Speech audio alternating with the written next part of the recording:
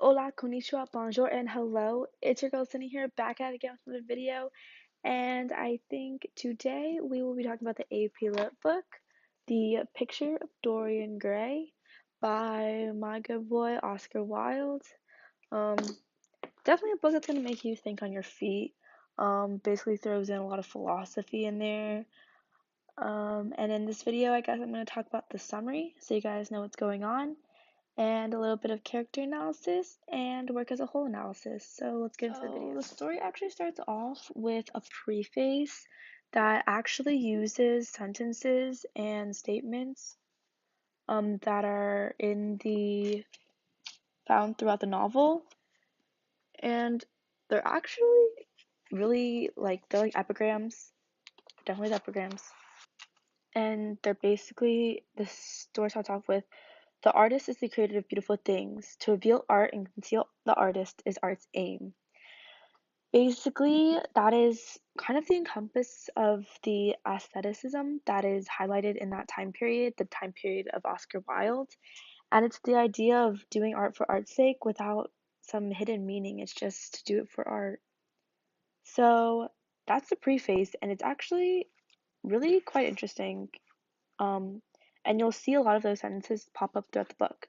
So, chapter one starts off with your introduction to your first two characters, Basil Hallward and Lord Henry. And these two are very important to this play, and it's because they have very controversial opinions of philosophy and how you um, expose yourself and act in society. And it's the difference between Lord Henry, who has money and hierarchy and class, who values art um, and your beauty and personal and what you look like and your appearance. And you've got Basil, who is more of someone who thinks of inner beauty and more about how you act and who you are and what your intellect is, rather than just what you look like. So we've got those two opposing characters. Um, and one of the big things I'll introduce right now is when Lord Henry wants to meet Dorian Gray, which is one of Basil's biggest influences for his art. I think it's the theme between good influence and bad influence, and what is considered good influence and bad influence. And Lord Henry actually has a famous saying, basically saying that there's no such thing as bad influence. All influence is immoral. Basically saying that you can't categorize an influence by bad or good. It's basically what you do with it that defines whether it's bad or good.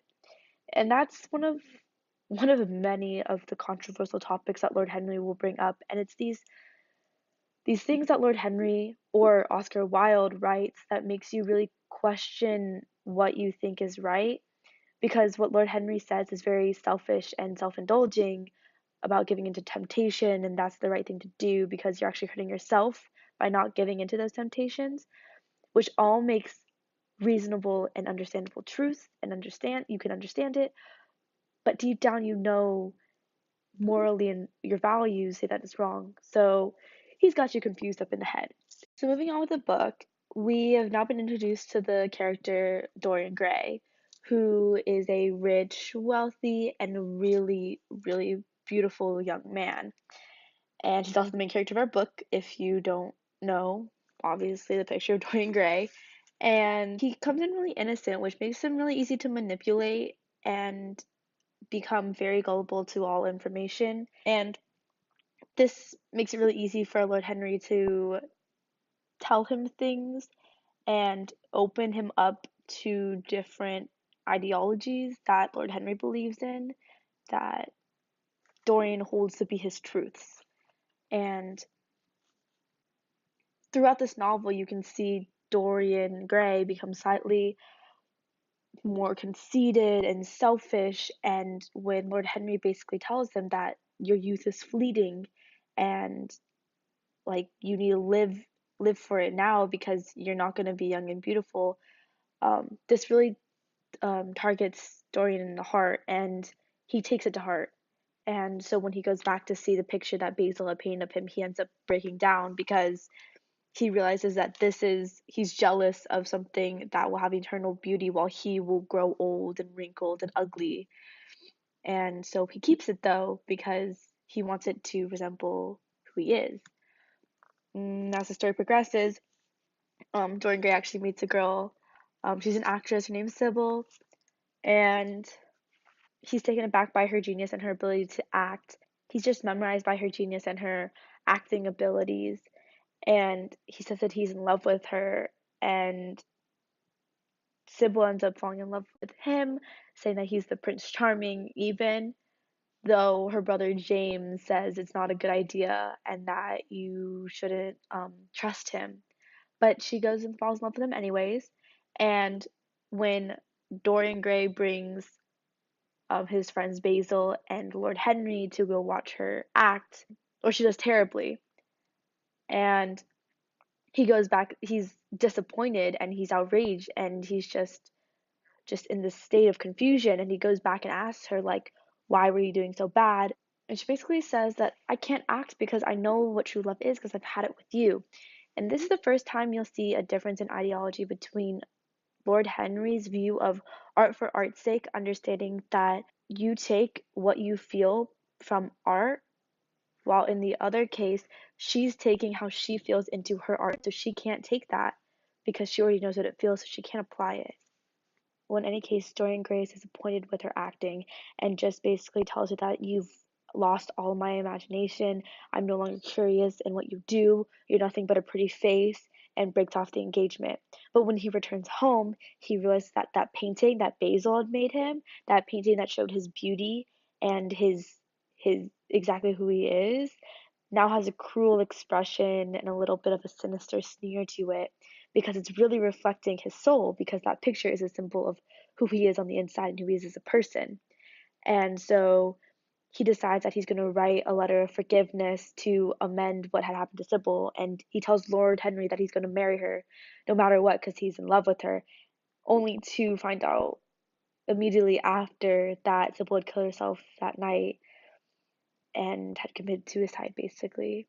And this kind of breaks Dorian Gray, but he just covers it up by saying that's just a tragedy in a story.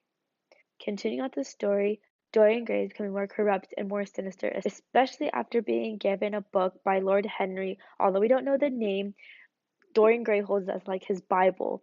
And as he becomes more corrupt, his picture of him, that painting that Basil made for him, is becoming more distorted, more sinister looking, and more evil looking. And these rumors are floating around society talking about him and how he's manipulative and who he is, but they'll tolerate him because he's got the wealth and he's got the looks to be okay. And that just brings me back to another theme that's being highlighted in this book. In the society that Oscar Wilde created in his novel, these people take their superficial and materialistic things in life and weigh that over the character of the person. Where in Dorian Gray's case, he's got the money and wealth, so they'll accept him and they'll tolerate him regardless of his character. So later on, Basil confronts Dorian about these rumors and these things that people are saying about him, and Dorian Gray shows him the image and the picture that Basil had painted for him, the one that reflects Dorian's soul, and it's tattered, it's looking evil, it's nothing like the original. And Hallward Basil is just taken aback. He's he can't believe that that is who Dorian Gray is, and there's a cold conversational exchange between them where Basil basically just says he doesn't recognize him anymore, that Lord Henry's influence has just become overwhelming in Basil, and that he needs to repent, but Dorian says it's too late, and in his rage of Basil just accusing him, he kills Basil, which becomes another tally mark of death onto Dorian's soul with Sybil and now Basil. The story's not coming to an end after Dorian Gray kills Basil by stabbing him with a knife. But even though he thinks he's gotten rid of Basil, Sybil's brother, James Vane, comes back and is looking for revenge on Dorian Gray for what had happened to his sister. And Oscar Wilde uses James Vane as a vessel for Dorian Gray's regret and guilt, and he's a constant reminder of what he had done. And in a hunting party, James Vane ends up getting killed by accident. And although it's not directly by the hands of Dorian Gray, it is another death tally that is now on Dorian Gray's soul. And when he goes back to see that painting, it just shows everything that he is not. It is it is highlighting him as who he truly is, and it's just a terrible person being consumed with greed and selfishness and everything. And he wants to destroy that painting, so he grabs the knife that he had used to kill Basil and tries to cut up the painting, but instead ends up stabbing himself. And in the end, you see Dorian Gray is an old, withering man who's no longer beautiful, while the painting is perfectly fine. So you see that that painting was just an illusion and a hallucination based on his own mind, because he couldn't face who he really was in his soul. So that became implanted into that painting.